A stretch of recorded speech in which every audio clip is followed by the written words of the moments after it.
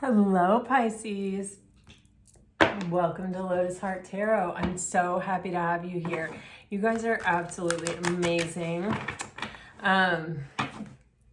Thank you all for buying bracelets and supporting my channel, for liking, for sharing, for subscribing. I deeply appreciate all of the support you guys give me. Thank you so much. If you're new to my channel, welcome, welcome. I'm very happy to have you here. Just keep in mind, these are general readings, so take what resonates and leave the rest, okay? We're gonna do a really simple spread today. It's probably gonna be a bit of a quick read. For Pisces, please, Spirit, past, present, future. What can you tell me for Pisces? For Pisces. Okay, wow. A whole chunk fell out.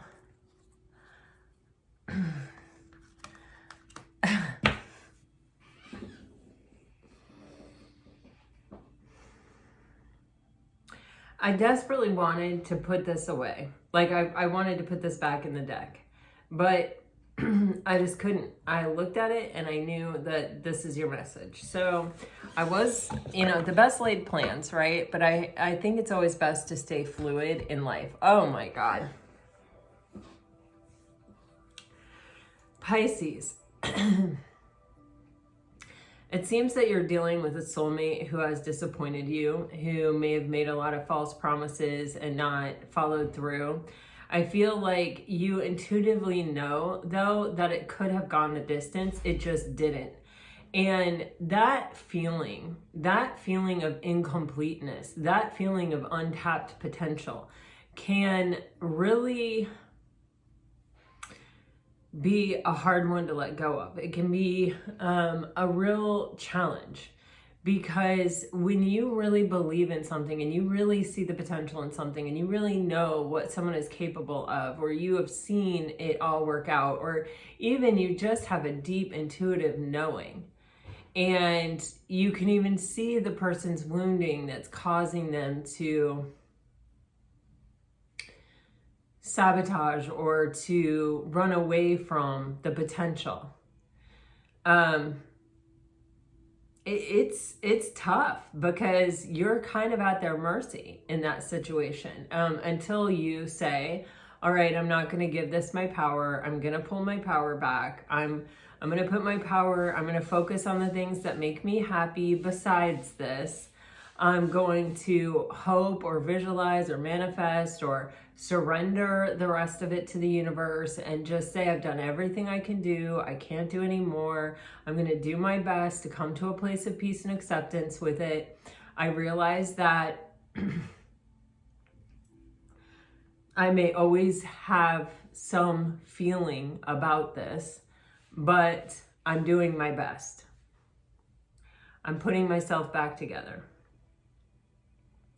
On the bottom of the deck, you have the energy of the fates, which tells me that whether it does or whether it doesn't, it's in your highest and best good. It is what is meant for you. It is what is meant in this life, in this time. It's kind of trusting that you are exactly where you are meant to be, and everything is unfolding exactly as it's meant to. And that sometimes, we may not understand until much later why something fell apart, or why it didn't work out, or why it never got a second chance. Sometimes it will come back around, and we will understand that it couldn't have come back around and been successful had it not taken the journey that it took. There are a lot of possibilities here. There is an opportunity for mending here, and there is an opportunity for happiness regardless. Whether it's with this person, or whether this is you and, moving on in another direction and finding someone else, there is something very positive coming, and it's coming through a process of healing, coming to peace and acceptance, and just trusting the universe that everything is unfolding exactly as it's meant to.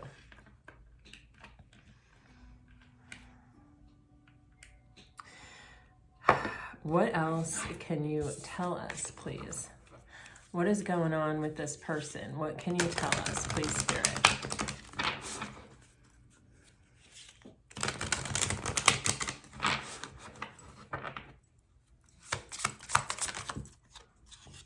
Oh.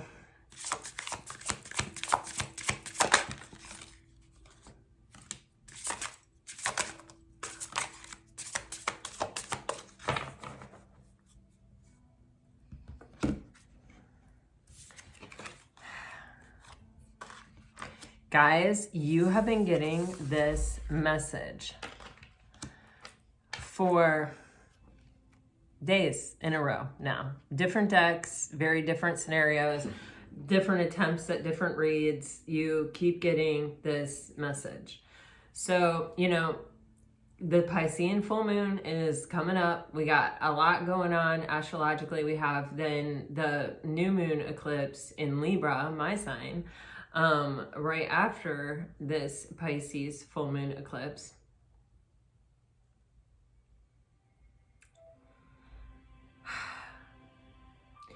Pisces, I keep getting this feeling that this person, I feel that you may be in this energy of feeling unsatisfied. This is kind of Four of Cups, right?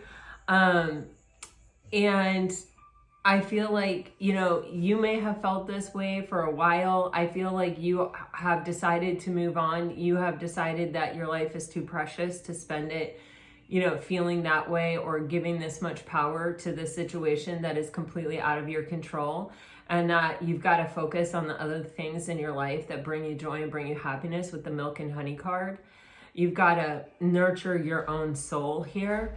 And I feel like you've got someone thinking about you, feeling like you're irreplaceable, like you're, you know, their level of happiness, their level of satisfaction in life, their level of contentment will not be ever again what it was when they were with you if they are not with you. You know what I'm saying? You're irreplaceable is what I'm saying. And they have this reflection card and it says, being away from you has allowed me to gain clarity. Like, I'm sure that this person got overwhelmed. And this person, it's like yesterday I kept getting this start-stop or this triggered sensation of like having, and maybe it was yesterday, maybe it was the day before, like I'm coming back and I'm saying all the right things, but then I'm not actually doing it because it hasn't taken root. It hasn't taken hold. Like I'm not in alignment with it yet. I know it to be true. My mind is telling me that it's true, but like it hasn't gotten a hold of me to the point where I've actually healed and done what I need to do in order to come back and actually follow through on what I think and what I desire, right? Which is to be with you. There's obviously something that's not in alignment with that within that person, which is why you're not with them now, right? And so there's this energy of, with this reflection, I think yesterday it was like the Hangman and something else, the Magician, and I can't remember, but it's giving me that same feeling with this reflection where it's like, you know, when I look back, all I see, all I remember are the kind of the good times and the happiness and the way that I felt. You know, they say like people don't remember what you say, but they remember how you made them feel. And that's kind of what this person does. And then it inspires them to come back and talk or say something or try a little bit and see if they can hack it. And sometimes they're like, oh, I can't hack this. And they go running off again. And I keep feeling this desire to be the type of person that can show up and then not run away, not get overwhelmed and run away immediately after.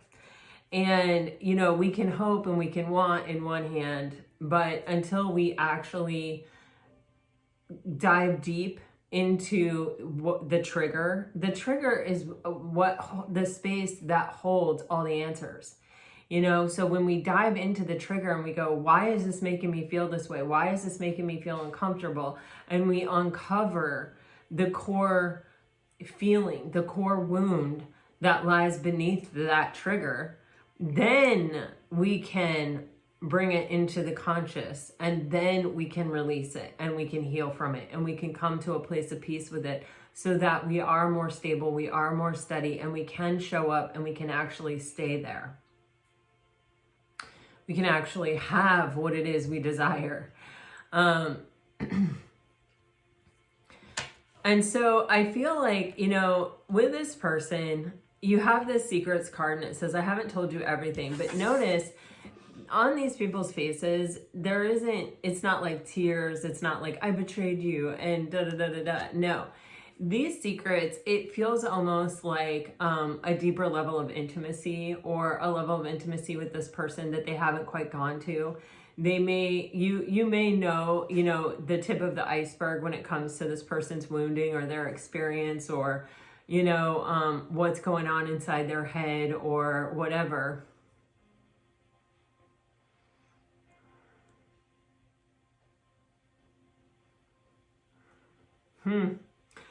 I'm getting something else now too, which is, you know, shared knowledge, where it's almost as if, you know,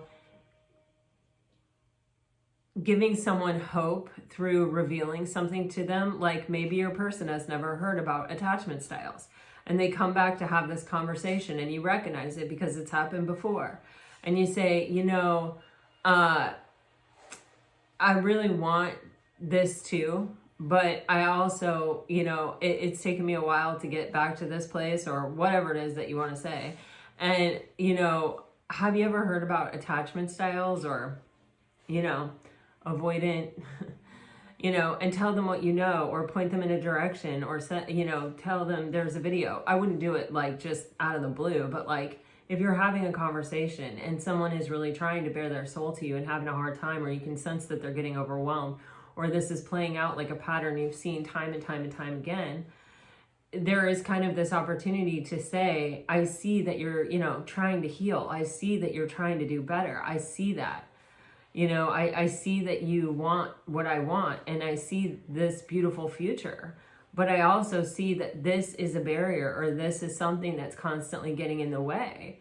Let's look at it. We can do it together. Because attachment style especially is something that you can work on with another person. You know, they can, let's say you're dealing with an avoidant, they can explore what an avoidant means, and then they can tell you whether or not they identify themselves in that way.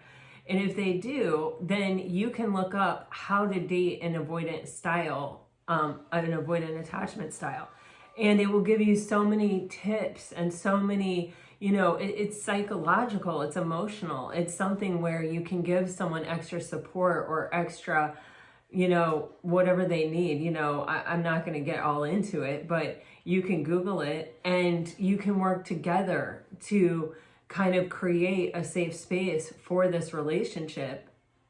Be a team to solve the problem, right?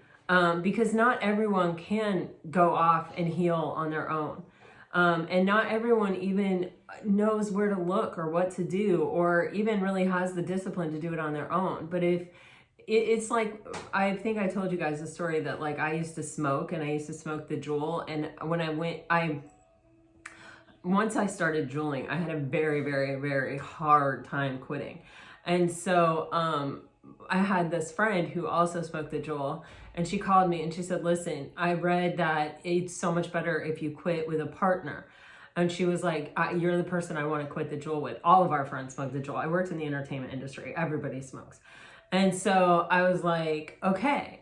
So we quit on 11/11/22. And we went through this whole procedure together.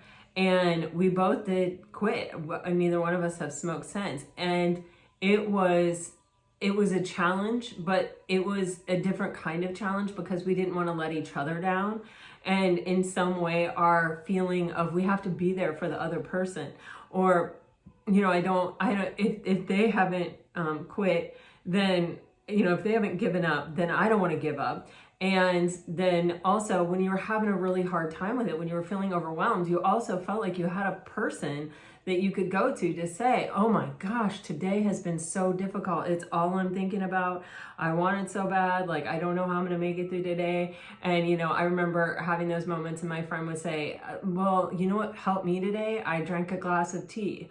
You know, I made myself some hot tea, and just like replacing that vice with another one and like blowing on the hot tea and seeing the steam rise. It just, there was something sensory about it that helped me, and it helped me too. So there's kind of this, when you're a team with someone and you're both saying, we're fighting for this, we're going for this together. It gives us, it gives a sense that there is more hope, or that you're not in it alone, or that the entire world, the weight of the world isn't resting on your shoulders. And if this is someone who gets easily overwhelmed, then that can be really helpful and beneficial. But if they're not capable of, you know, opening up and saying these things, if they're not capable of, because some people aren't, that's too vulnerable for them to admit that they're having a hard time. That can be very difficult for people. But it feels very much like Pisces, regardless of the nuances of your situation. It feels like there is this desire on both people's parts for a reunion. There is some hope left that this can still work out, or that there is still something that will always bring you back to each other, that will always bring another opportunity, you know? And maybe it takes 5 times. I don't know. And I don't, you know, I'm not advocating for, you know, staying with something that's not working out over and over and over again. I'm just offering the reading, you know what I'm saying? So let's dive into the tarot and just see what is the best possible outcome here.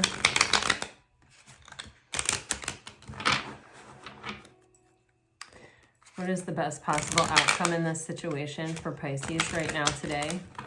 In the current energy, what is the best possible outcome here for Pisces? Wow.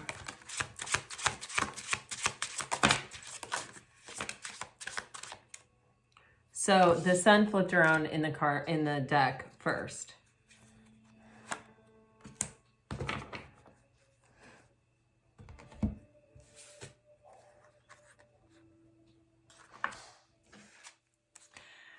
Guys, we just keep getting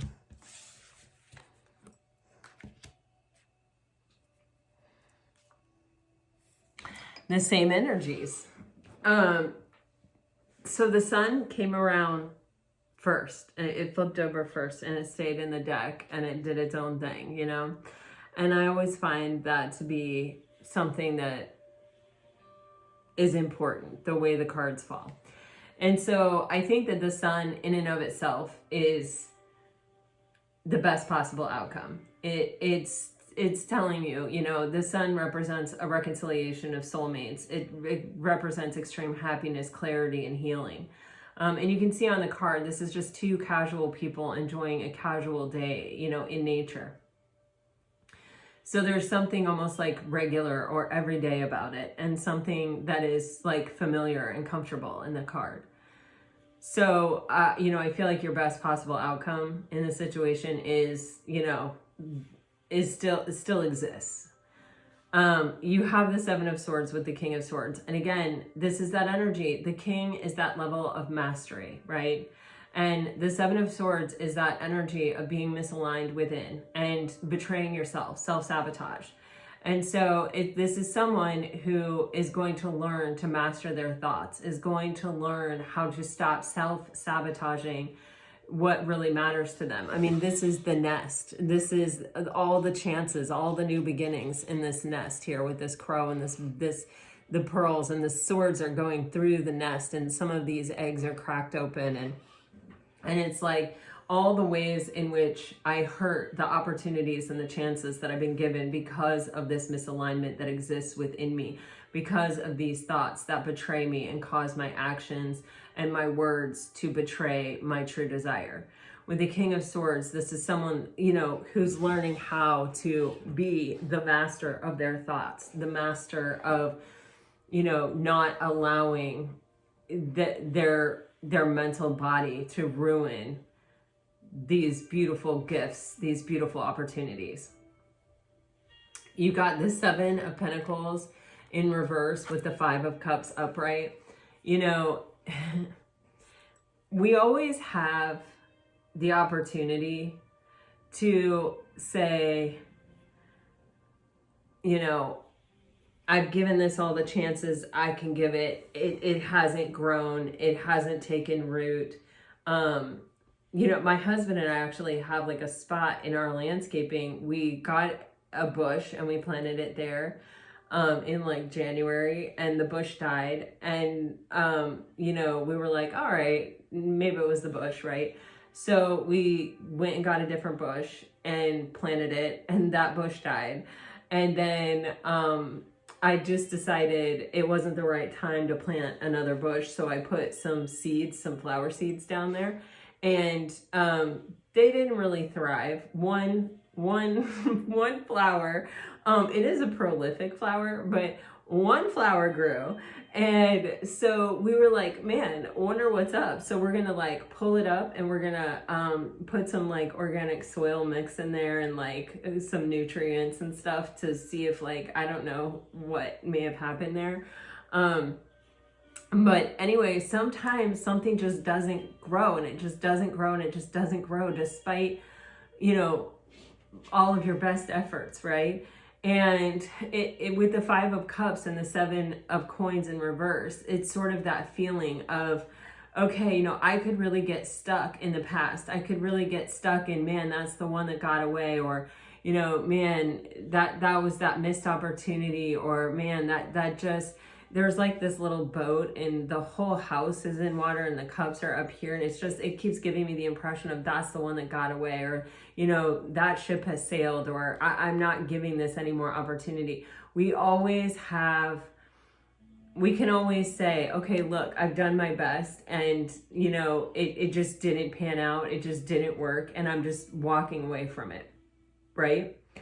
Or we can say, you know what, I'm super passionate about it. I don't know how or why or what, or where I'm going to get another opportunity, but I'm just going to do my best to pursue the outcome that I desire and see what the universe reveals, because ultimately the universe is sort of in charge. This is also telling me that, like, if I can't go after what I want, or if I find that I keep trying to go after what I want and it doesn't work, or it doesn't pan out, then maybe the reason lies in my subconscious or in the soil, in the environment. It isn't maybe necessarily the relationship or the connection itself, but maybe it is instead what is absent to nurture it. So it's kind of like bringing light to, or at least exploring the idea or the possibility that there is something in the subconscious that is working against the thing, that is the reason something isn't growing, or is the reason why, you know, because if you think about it, and you think about the one that got away, that whole concept, that whole idea, why would you let the one get away? Like, you know, if you recognize it as the one at any point in your life, you know what I mean? Like, how fortunate to find the one. And sometimes, you know, the one maybe is so broken, or is so unhealed, or is so, you know, whatever, that we have to sort of just let them go and say, you know what, okay, fate, if it's meant to be, it will come back around, or it will show back up, or it will get another opportunity. I trust that what is meant for me will not really pass me by. And sometimes I may think as a human being that I want something, or that I need something even, but it's really the humanness talking, and it's not the reality. And so maybe I even need to see if I can reveal that somehow.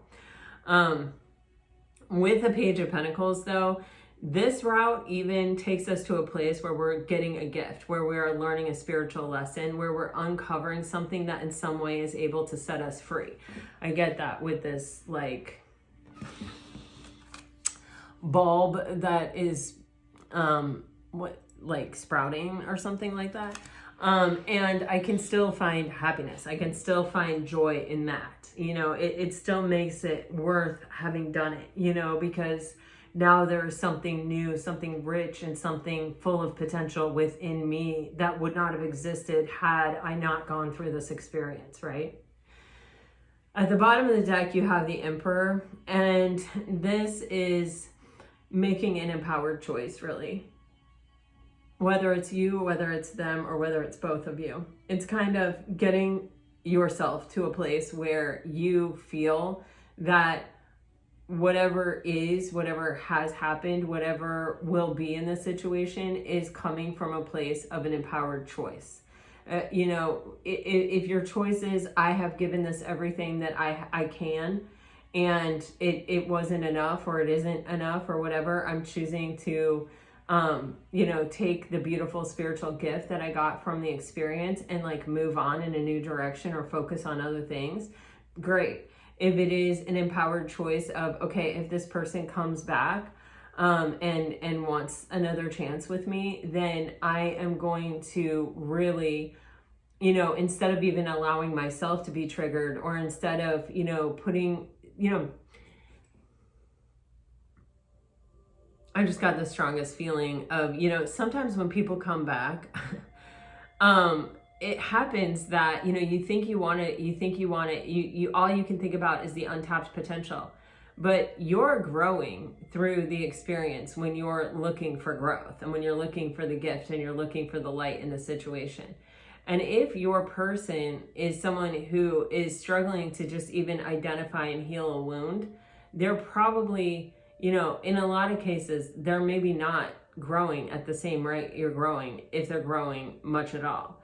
And sometimes when they keep coming back like that, it actually creates even more distance or even more separation, because you realize almost how far you have come from who you were when you were with them, because of the way that you're viewing, or the way that you're aware of where they are in relation to you now.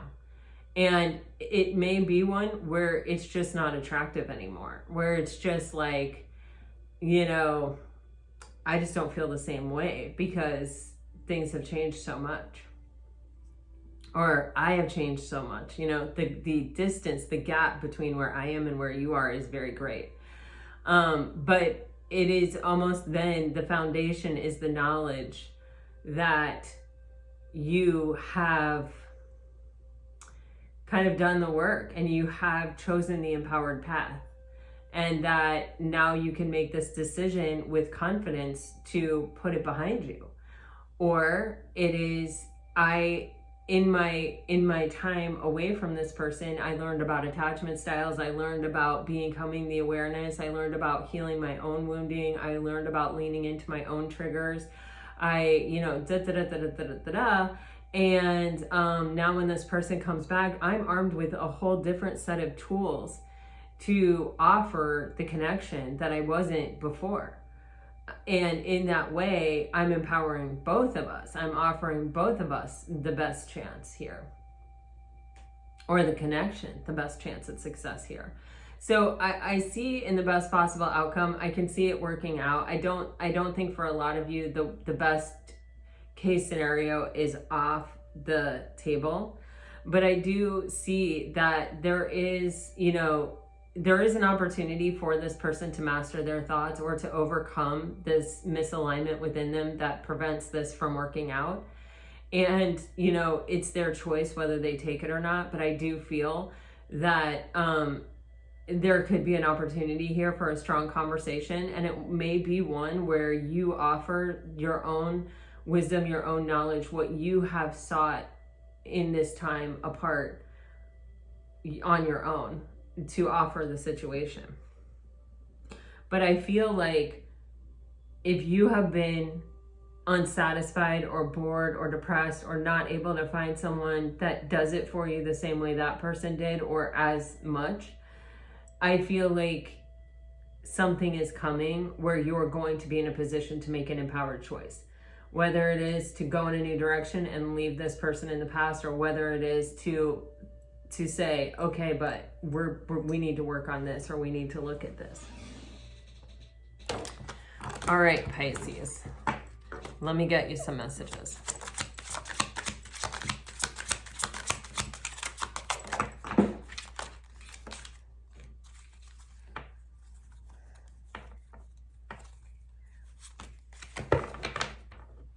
If you're dealing with a water sign, I don't know what comes next. I still have feelings for you.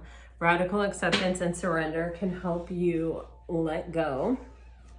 And wait, the timing is not quite right. If you're dealing with a fire sign,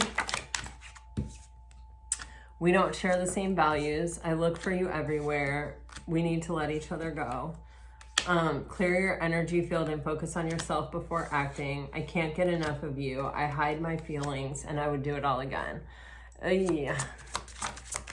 That feels a bit unstable.